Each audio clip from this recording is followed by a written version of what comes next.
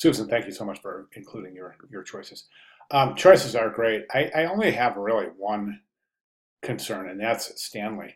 Um, okay, so you've got Meryl Streep, A-lister, totally, all the way, one of the hottest names ever in Hollywood. Shirley MacLaine, the same thing. She's a little bit older than Meryl Streep, but in her day, she was as hot as any female actress in Hollywood, and her career can certainly rival any actress that one could name in Hollywood. Check your date though; she's older than this. You have her born in '82. She's much older than that. Clint Eastwood, of course, A-lister. So you've got three super powerhouse A-listers, and then you have Stanley. Nobody's going to argue that Stanley's not a fantastic actor. He is, but is he an A-lister? Is he a iconic American entertainer? I say no. Now that's not taking away from his talent as an actor at all. It's just saying that he doesn't belong in the same conversation as people like Meryl Streep and Clint Eastwood. I would reconsider Stanley. I really would. I mean, you don't have to. I'm just recommending it because this is iconic American entertainers, meaning that they're basically household names. And I think all three of yours are, with the exception of Stanley. Another consideration that you might think about here is kind of forming or creating these subgroups or create these subgenres to further solidify the series, as it were. And you can see a couple of your classmates have done some interesting things.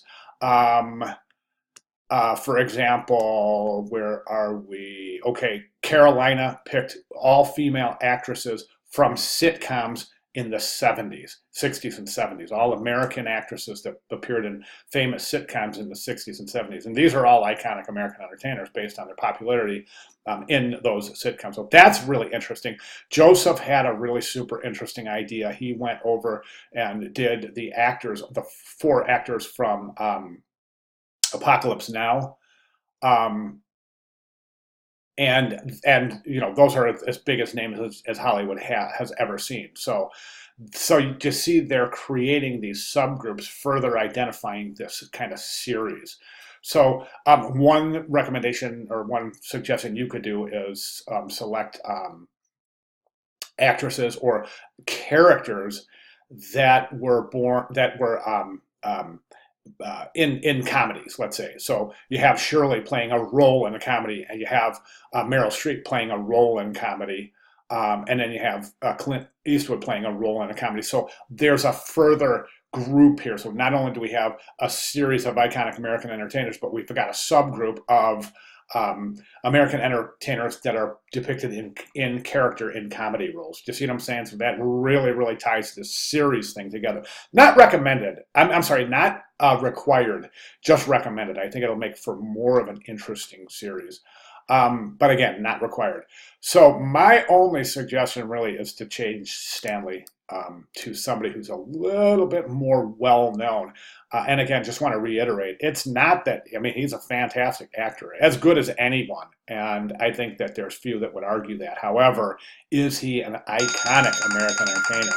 And I would have to say the answer there would be maybe reconsider that. All right, great job, Susan. Thank you very much.